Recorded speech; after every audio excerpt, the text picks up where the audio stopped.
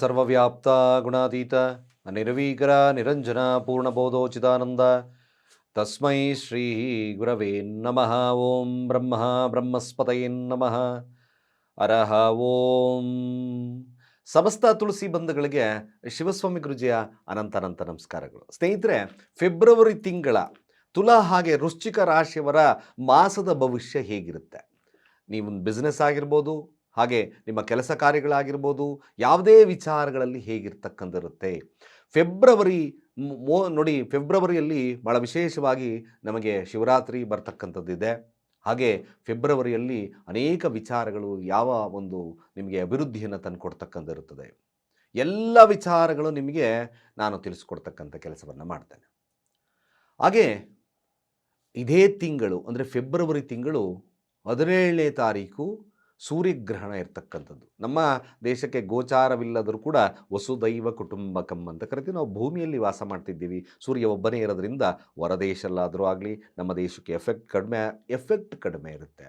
ಆದರೂ ಸಹಿತ ನಾವು ಅಸ್ಟ್ರೋಲಾಜಿಕಲ್ ಪ್ರಕಾರವನ್ನು ನೋಡೋದಾದರೆ ಕುಂಭರಾಶಿಯಲ್ಲೇ ನಡೆಯೋದ್ರಿಂದ ಯಾವ ಒಂದು ಸಮಸ್ಯೆಗಳು ಕಾಣಬಹುದು ಅದನ್ನು ನೆಕ್ಸ್ಟ್ ವಿಡಿಯೋಸ್ ಮಾಡ್ತೀನಿ. ಆದರೂ ಕೂಡ ನಾನು ನಿಮಗೆ ತಿಂಗಳ ಭವಿಷ್ಯದಲ್ಲಿ ಏನೇನಿರ್ತಕ್ಕಂಥದ್ದಿರ್ತದೆ ತಿಳಿಸ್ಕೊಡ್ತೇನೆ.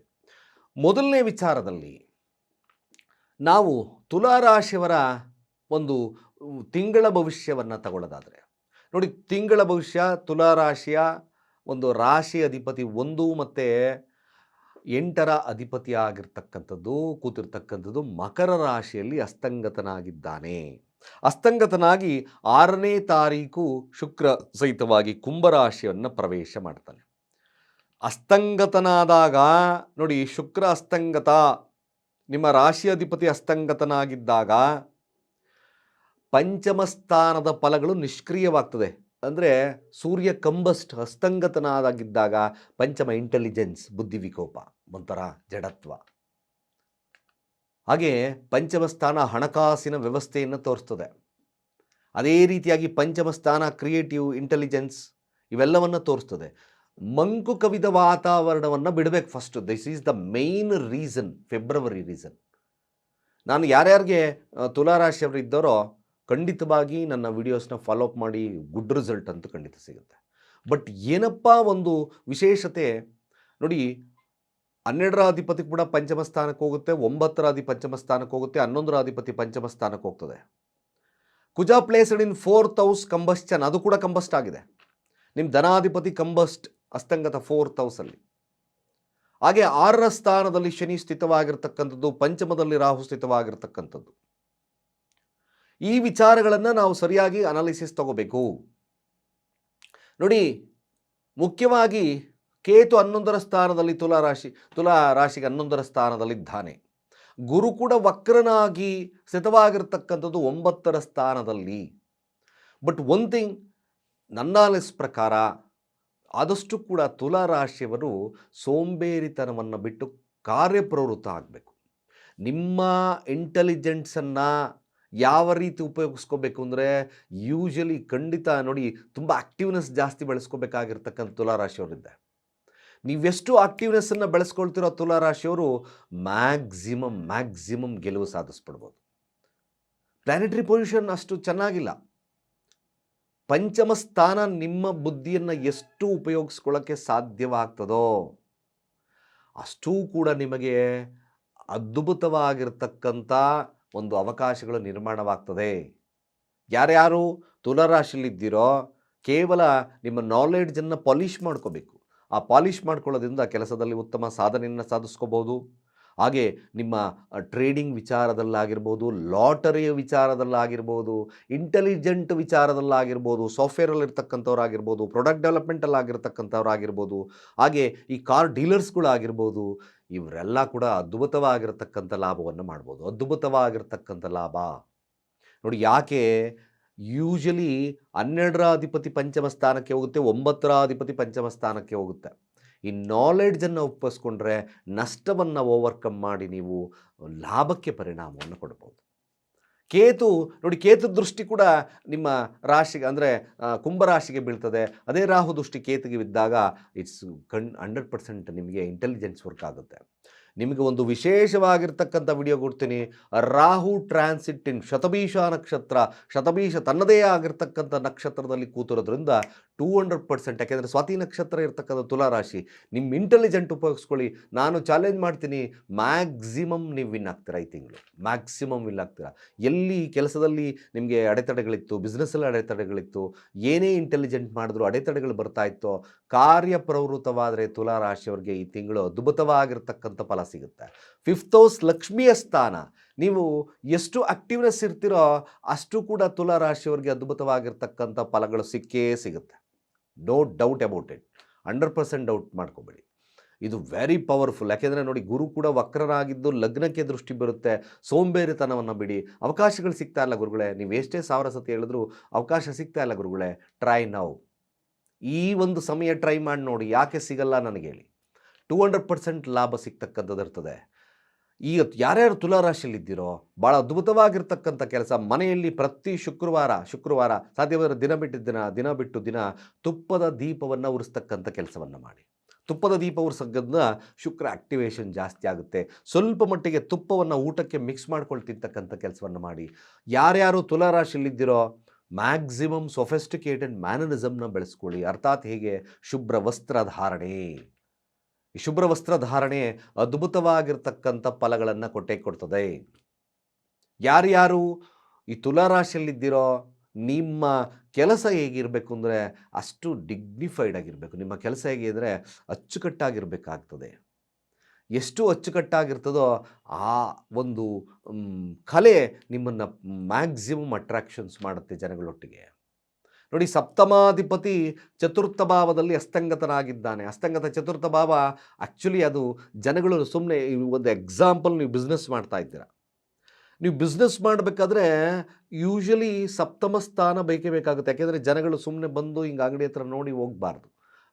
ಅಲ್ಲೇ ಡಿಫಾಲ್ಟ್ ಬರೋದು. ಸಪ್ತಮ ಸ್ಥಾನ ಯಾವಾಗ 4th ಹೌಸ್ ನಿಮಗೆ ಸ್ವಲ್ಪ ಮಟ್ಟಿಗೆ ಅಸ್ತಂಗತನಾಗಿರೋದ್ರಿಂದ ಮ್ಯಾಕ್ಸಿಮಮ್ ಸ್ನಾನ ಮಾಡ್ತಕ್ಕಂಥ ನೀರಿಗೆ ಶುದ್ಧ ಕುಂಕುಮವನ್ನು ಹಾಕಿ ಸ್ನಾನ ಮಾಡಿ.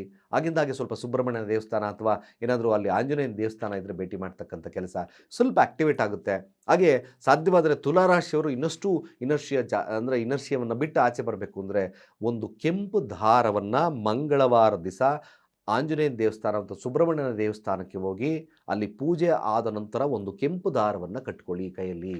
It's a very important role. 100% ನಿಮಗೆ ತುಂಬ ಕೆಲಸ ಮಾಡುತ್ತೆ. ಬಿಸ್ನೆಸ್ ಇಂಪ್ರೂವ್ ಮಾಡಾಗ್ತಕ್ಕಂಥದ್ದು ಇರ್ತದೆ.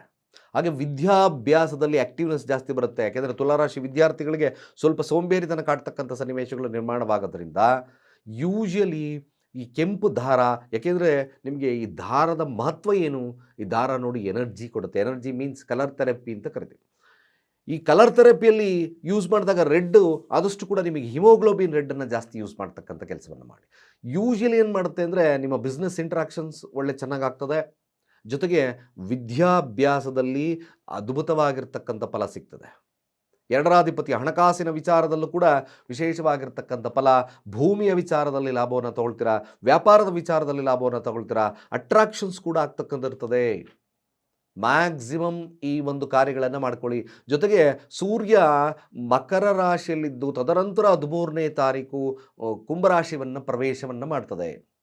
ಈ ಕುಂಭರಾಶಿಗೆ ಪ್ರವೇಶವನ್ನು ಮಾಡೋದ್ರಿಂದ ಅಲ್ಲಿ ಅಂದರೆ ಸೂರ್ಯ ಗ್ರಹಣಕ್ಕೊಳಗಾಗ್ತದೆ. ಗ್ರಹಣಕ್ಕೊಳಗಾದರೂ ಸಹಿತವಾಗಿ ಮ್ಯಾಕ್ಸಿಮಮ್ ನಿಮಗೆ ಲಾಭವನ್ನು ತರ್ತದೆ. ಲಾಭವನ್ನು ತರೋದ್ರಿಂದ ನಿಮ್ಮ ಇಂಟೆಲಿಜೆಂಟ್ ಪಾಲಿಶ್ ಆಗ್ತಕ್ಕಂಥಿರುತ್ತೆ. ಗ್ರಹಣವಾದ ನಂತರ ಇದ್ದಿದ್ದು ಬ್ಯೂಟಿಫುಲ್ ಆಗಿರ್ತಕ್ಕಂಥ ಸನ್ನಿವೇಶಗಳು ನಿರ್ಮಾಣವಾಗುತ್ತೆ. ಬಟ್ ಒನ್ ಥಿಂಗ್, ಯಾವುದೇ ಕಾರಣಕ್ಕೂ ಕೂಡ ಸ್ನೇಹಿತರನ್ನು ನಂಬಿ ಮೋಸ ಹೋಗಬೇಡಿ. This is the very very good point. ಪಂಚಮ ಸ್ಥಾನ ನೋಡಿ, 11ರ ಅಧಿಪತಿ ಪಂಚಮದಲ್ಲಿ ಗ್ರಹಣಕ್ಕೊಳಗಾಗೋದ್ರಿಂದ ಸ್ವಲ್ಪ ಆರೋಗ್ಯ, ನಿಮ್ಮ ಸ್ನೇಹಿತರು, ಇದು ಮಸ್ಟ್ ಆ್ಯಂಡ್ ಶುಡ್ ಸರಿಯಾಗಿ ನೋಡ್ಕೋಬೇಕು. ಮಸ್ಟ್ ಆ್ಯಂಡ್ ಶುಡ್ ಸರಿಯಾಗಿ ನೋಡ್ಕೊಳ್ಳಿ. ಇಲ್ಲಾಂದರೆ 100% ಮೋಸ ಹೋಗ್ತಕ್ಕಂಥ ಸನ್ನಿವೇಶಗಳು ನಿರ್ಮಾಣವಾಗ್ತದೆ. ಯಾರ್ಯಾರು ತುಲಾರಾಶಿಯಲ್ಲಿದ್ದೀರೋ ಅವರು ಕೂಡ ಈ ವಿಚಾರ, ಆರೋಗ್ಯದ ವಿಚಾರದಲ್ಲಿ ಸಾಧ್ಯವಾದಷ್ಟು ಈ ಒಂದು ಸಂದರ್ಭ ನಿಮಗೆ ಸಂಕ್ರಮಣವಾದ ನಂತರ ನೋಡಿ, ನಾನು ಹೇಳ್ತಾ ಇದ್ದೀನಿ, ಸಂಕ್ರಮಣವಾದ ನಂತರ ನೀವು ಆದಷ್ಟು ಶಿವನ ಮಂದಿರವನ್ನು ಭೇಟಿ ಮಾಡಿ ತ್ರಯಂಬಕ ಮಂತ್ರವನ್ನು ಜಾಸ್ತಿ ಪಠಣೆಯನ್ನು ಮಾಡ್ತಕ್ಕಂಥ ಕೆಲಸ ಮಾಡಿ. ಇದು ಯೂಶಲಿ ಗುಡ್ ಆಗ್ತಾ ಬರ್ತದೆ. ಇನ್ನು 6ರ ಸ್ಥಾನದಲ್ಲಿ ಕೂತಿರ್ತಕ್ಕಂಥ ಗ್ರಹ ಶನಿಗ್ರಹ ಕೂತಿದೆ. ಅಫ್ಕೋರ್ಸ್ ಶನಿಗ್ರಹ ನಿಮಗೆ ಕೆಲಸಕ್ಕೆ ಉತ್ಕೃಷ್ಟವಾಗಿರ್ತಕ್ಕಂಥ ಫಲವನ್ನು ಕೊಡುತ್ತೆ, ಮತ್ತು ಶತ್ರುವನ್ನು ದಮನ ಮಾಡ್ತಕ್ಕಂಥ ಕೇಪಬಿಲಿಟಿಯನ್ನು ಕೊಡ್ತಕ್ಕಂಥ ಕೆಲಸ ಶಿಸ್ತುಬದ್ಧತೆಯನ್ನು ತೋರಿಸ್ತದೆ. ಯಾಕೆಂದರೆ ಪಂಚಮಾಧಿಪತಿಯು ಕೂಡ ಶನಿ ಆಗಿರೋದ್ರಿಂದ ಶಿಸ್ತುಬದ್ಧತೆಯನ್ನು ತೋರಿಸ್ತದೆ. ಒನ್ ಥಿಂಗ್ ನೋಡಿ, ರಾಹು ಒಟ್ಟಿಗೆ ಬುಧ ಇದ್ದಾಗ ಸ್ವಲ್ಪ ಸ್ಕಿನ್ ಡಿಸೀಸ್ ಸಾಧ್ಯತೆ ಸ್ಕಿನ್ ಡಿಸೀಸ್ ಅದು. ಬಟ್ ವಿಪರೀತ ಬುದ್ಧಿನೂ ಕೂಡ ಅಷ್ಟೇ. ಸಾಧ್ಯವಾದಷ್ಟು ಕೂಡ ಇನ್ನೂ ಒಂದು ತುಲಾರಾಶಿಯವರಿಗೆ ಹೇಳ್ತಕ್ಕಂಥದ್ದು, ಬಟ್ ಫೀಮೇಲ್ ಫೆಟರ್ನಿಟೀಸ್ ಅಥವಾ ಮೇಲ್ ಫೆಟರ್ನಿಟೀಸ್ ಯಾವುದೇ ಆಗಿರ್ಬೋದು, ಅಂದರೆ ಗಂಡು ಹೆಣ್ಣು ಯಾವುದೇ ವಿಚಾರದಲ್ಲಿ ಅತಿಯಾದಂಥ ಪೊಸೆಸಿವ್ನೆಸ್ ಇನ್ವಾಲ್ವ್ಮೆಂಟ್ ಇಟ್ಕೊಂಡ್ರೆ ಸ್ವಲ್ಪ ಲವ್ ಫೇಲ್ಯೂರ್ ಆಗ್ತಕ್ಕಂಥ ಸಾಧ್ಯತೆ ಬರ್ತದೆ.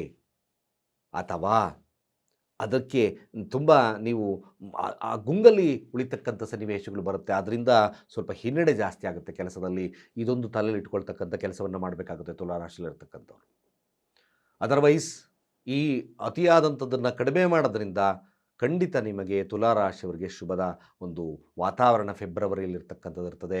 ಲಾಭ ಬರ್ತಕ್ಕಂಥದ್ದಿರುತ್ತೆ. ಲಕ್ಷ್ಮಿಯ ಸ್ಥಾನದಲ್ಲಿ ಶುಕ್ರ ಇರೋದ್ರಿಂದ ಅಫ್ಕೋರ್ಸ್ ನಿಮ್ಮ ಲಕ್ ಆಕ್ಟಿವೇಟ್ ಆಗ್ತಕ್ಕಂಥದ್ದು. ಯಾಕೆಂದರೆ ಪಂಚಮ ಸ್ಥಾನ ಇಸ್ ದ ಲಕ್ ಆಗ್ತಕ್ಕಂಥದ್ದು ಇರ್ತದೆ. ಹಾಗಾಗಿ ಮಸ್ಟ್ ಆ್ಯಂಡ್ ಶುಡ್ ಇವೆಲ್ಲ ಕಾರ್ಯಗಳು ತುಲಾರಾಶಿಯವರಿಗೆ ಅದ್ಭುತವಾಗಿರ್ತಕ್ಕಂಥ ಫಲವನ್ನು ಕೊಡ್ತದೆ. ಅದ್ಭುತವಾಗಿರ್ತಕ್ಕಂಥ ಫಲ.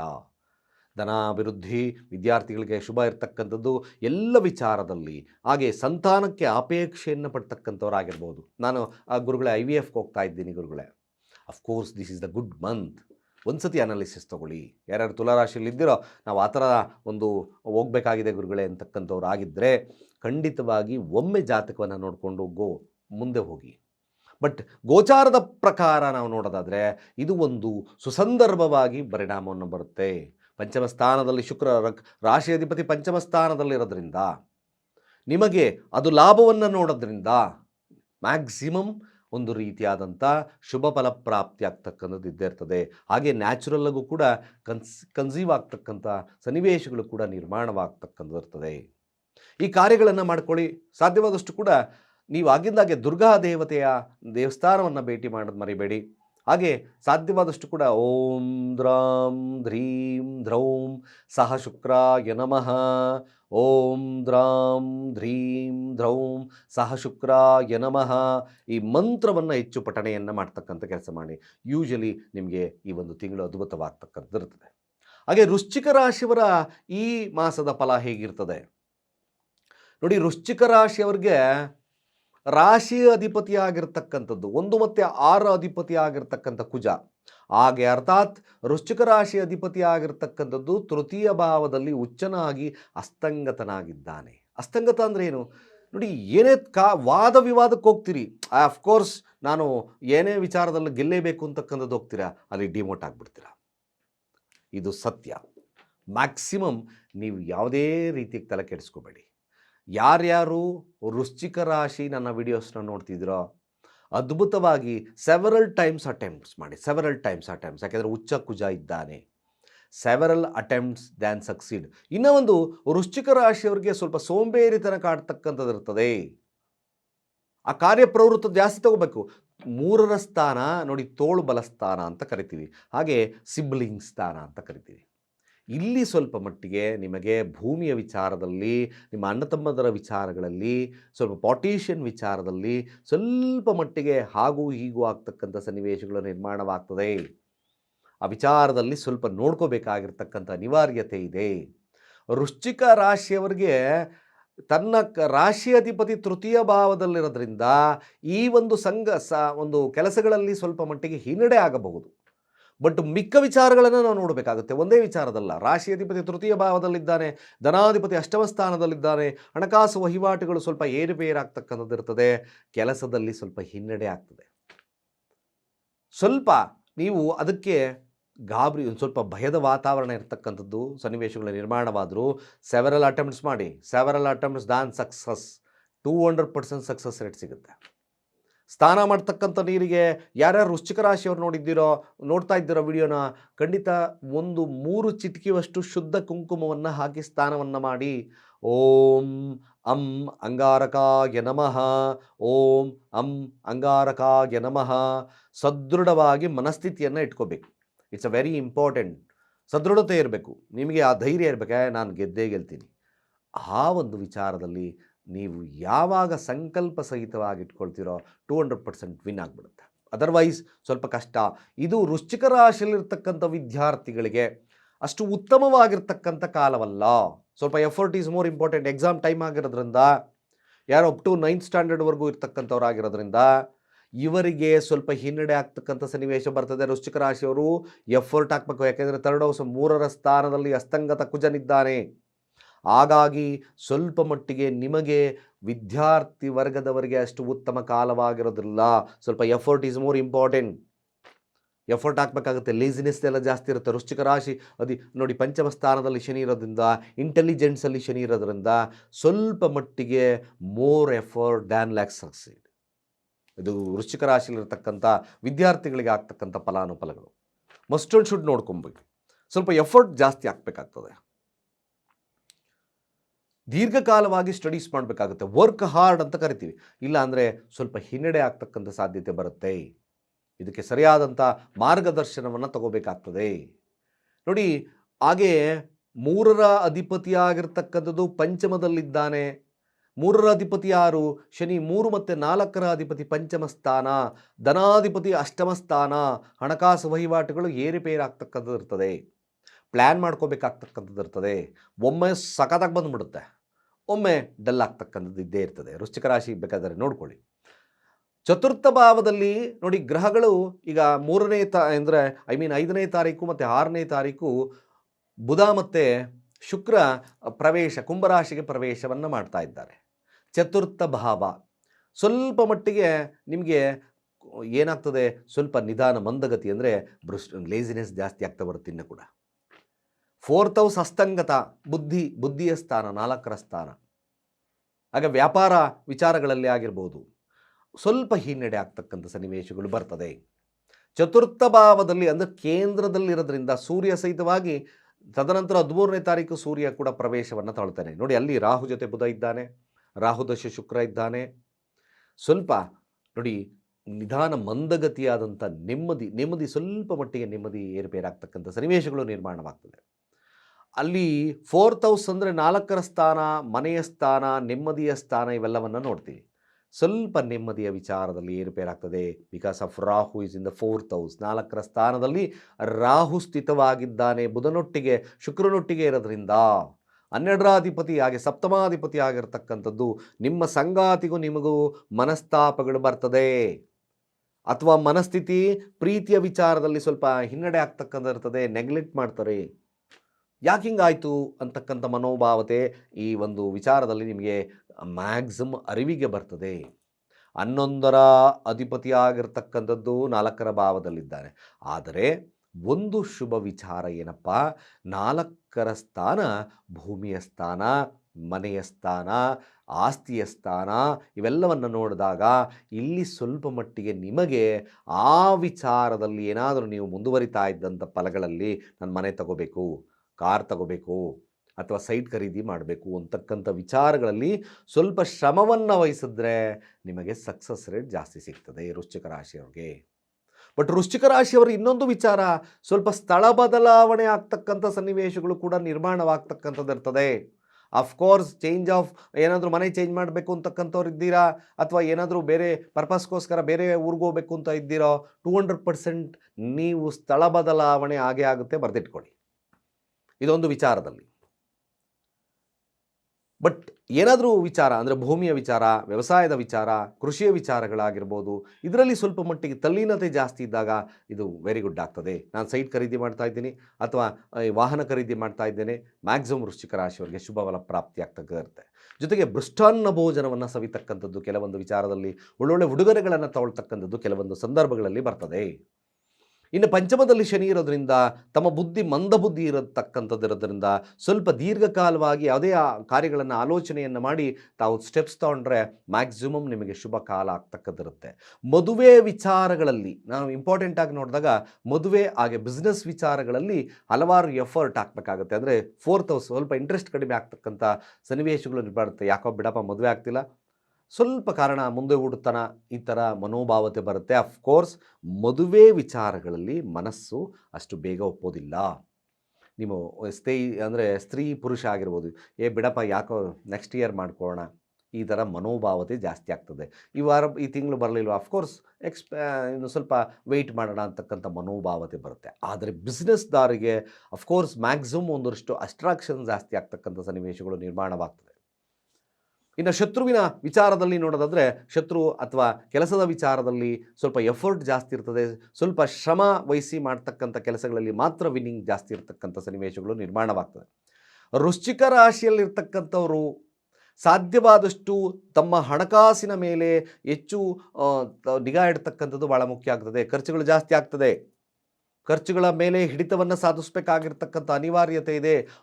ಯಾವಾಗ ನಿಮಗೆ ಗ್ರಹಣವಾದ ನಂತರ ನೋಡಿ, ದಶಮಾಧಿಪತಿ 4ರಲ್ಲಿ ಗ್ರಹಣಕ್ಕೆ ಒಳಗಾಗ್ತಾ ಇದ್ದಾನೆ. ಅದು ಆ್ಯಕ್ಚುಲಿ ಬುದ್ಧಿಯ ಸ್ಥಾನ. ಆ ಬುದ್ಧಿ ವಿಕೋಪಕ್ಕೆ ಹೋಗುತ್ತೆ. ಆ್ಯಕ್ಚುಲಿ ನಿಮಗೆ ಕೇಂದ್ರದಲ್ಲಿ ಗ್ರಹಣವಾಗೋದ್ರಿಂದ ಶುಭ ಫಲ ಪ್ರಾಪ್ತಿ ಆಗ್ತಕ್ಕಂಥದ್ದೇ ಇರ್ತದೆ. ಆದರೆ 4ರಲ್ಲಿ ಸೂರ್ಯ ಯಾವಾಗ ನಿಮಗೆ ಗ್ರಹಣವನ್ನು ಹಿಡಿಯೋದ್ರಿಂದ ಏನಾಗುತ್ತೆ, ಹೆಸರು, ಕೀರ್ತಿ, ಪ್ರತಿಷ್ಠೆ, ರಾಜಕೀಯ ಭವಿಷ್ಯ, ತಾವು ತಗೊಳ್ತಕ್ಕಂಥ ನಿರ್ಧಾರಗಳು ಬದಲಾಗೋದ್ರಿಂದ ಸ್ವಲ್ಪ ಎಚ್ಚರಿಕೆ ವಹಿಸಿ ತಗೊಳ್ತಕ್ಕಂಥ ಕೆಲಸಗಳು ಅದ್ಭುತವಾಗಿ ನಿಮಗೆ ಕಾರ್ಯಪ್ರವೃತ್ತವಾಗ್ತಕ್ಕಂಥದ್ದು ಇರ್ತದೆ. ಏಕೆಂದರೆ ಕೇಂದ್ರಗತ ಅಂತ ನೋಡಿದ್ವಿ. ಕೇಂದ್ರದಲ್ಲಿ ಬಲ ಜಾಸ್ತಿ ಇರತಕ್ಕಂಥದ್ರಿಂದ ಕನ್ಸೇಷನ್ ಸಿಕ್ಬಿಡುತ್ತೆ. ಮ್ಯಾಕ್ಸಿಮಮ್ ಸಾಧ್ಯವಾದಷ್ಟು ವೃಶ್ಚಿಕ ರಾಶಿಯಲ್ಲಿರ್ತಕ್ಕಂಥವ್ರು ನೀವು ಗುರುಗ್ರಹವನ್ನು ಆರಾಧನೆಯನ್ನು ಮಾಡ್ತಕ್ಕಂಥ ಕೆಲಸವನ್ನು ಮಾಡಿ. ಆಗಿಂದಾಗೆ ಸ್ವಲ್ಪ ರಾಯರ ದೇವಸ್ಥಾನವನ್ನು ಭೇಟಿ ಮಾಡ್ತಕ್ಕಂಥದ್ದು. ಹಾಗೆ ಓಂ ಗ್ರಾಂ ಗ್ರೀಂ ಗ್ರೌಂ ಸಹ ಗುರವೇ ನಮಃ ಈ ಮಂತ್ರವನ್ನು ಚಾಂಟ್ ಮಾಡ್ತಕ್ಕಂಥದ್ದು ಅದ್ಭುತವಾಗಿರ್ತದೆ. ಸಾಧ್ಯವಾದರೆ ರಾಯರ ದೇವಸ್ಥಾನವನ್ನು ಭೇಟಿ ಮಾಡಿ ಅಥವಾ ಗುರುತತ್ವ ಇರತಕ್ಕಂಥ ದೇವಸ್ಥಾನವನ್ನು ಭೇಟಿ ಮಾಡಿ. ಹೋಗಬೇಕಾದ್ರೆ ಒಂದು ಹಳದಿ ದಾರವನ್ನು ತಗೊಂಡೋಗಿ, ಅಲ್ಲಿ ಪೂಜೆ ಆದ ನಂತರ ನಿಮ್ಮ ಕೈಗೆ 4 ಸುತ್ತುಗಳನ್ನು ಕಟ್ಟಿಕೊಳ್ಳಿ. ಇದು ಸ್ವಲ್ಪ ಲಕ್ ಆಕ್ಟಿವೇಟ್ ಆಗ್ತಕ್ಕಂಥದ್ದು ಸಾಧ್ಯತೆ ಇರ್ತದೆ. ಹಾಗೆ ಹಣಕಾಸಿನ ವಿಭಾಗದಲ್ಲಿ, ಸ್ವಲ್ಪ ಮಟ್ಟಿಗೆ ಕುಟುಂಬದ ವಿಭಾಗದಲ್ಲಿ ನಿಮಗೆ ಸ್ವಲ್ಪ ಮಟ್ಟಿಗೆ ಅಭಿವೃದ್ಧಿ ಬರ್ತಕ್ಕಂಥ ಸಾಧ್ಯತೆಗಳು ಬರ್ತದೆ. ಇವೆಲ್ಲ ಕಾರ್ಯಗಳು ನಿಮಗೆ ಶುಭ ಫಲ ತರ್ತಕ್ಕಂಥದ್ದು ಎಲ್ಲ ರೀತಿಯಿಂದ ಇರೋದ್ರಿಂದ ವೃಶ್ಚಿಕ ರಾಶಿಯಲ್ಲಿರ್ತಕ್ಕಂಥವರು ಈ ಸರಳ ಪರಿಹಾರಗಳನ್ನು ಮಾಡಿಕೊಂಡು ಯಾವ ರೀತಿ ಇರುತ್ತೆ ಈ ಒಂದು ಮಾಸ ಅಂತಕ್ಕಂಥದ್ದು ನಾನು ತಿಳಿಸ್ಕೊಟ್ಟಿದ್ದೇನೆ. ನಿಮ್ಮ ಅನಿಸಿಕೆ ಅಭಿಪ್ರಾಯವನ್ನು ತಪ್ಪದೇ ಕಾಮೆಂಟ್ ಮಾಡಿ. ಹಾಗೆ ಹಲವಾರು ಜನಗಳಿಗೆ ಈ ಥರದ ವಿಡಿಯೋಗಳನ್ನು ಶೇರ್ ಮಾಡಿ. ಹಾಗೆ ಯಾರು ಇನ್ನೂ ಸಬ್ಸ್ಕ್ರೈಬ್ ಆಗಿಲ್ಲ, ಸಬ್ಸ್ಕ್ರೈಬ್ ಆಗಿ ಅಂತ ಹೇಳ್ತಾ, ಸರ್ವೇ ಜನ ಸುಖಿನೋ ಭವಂತು.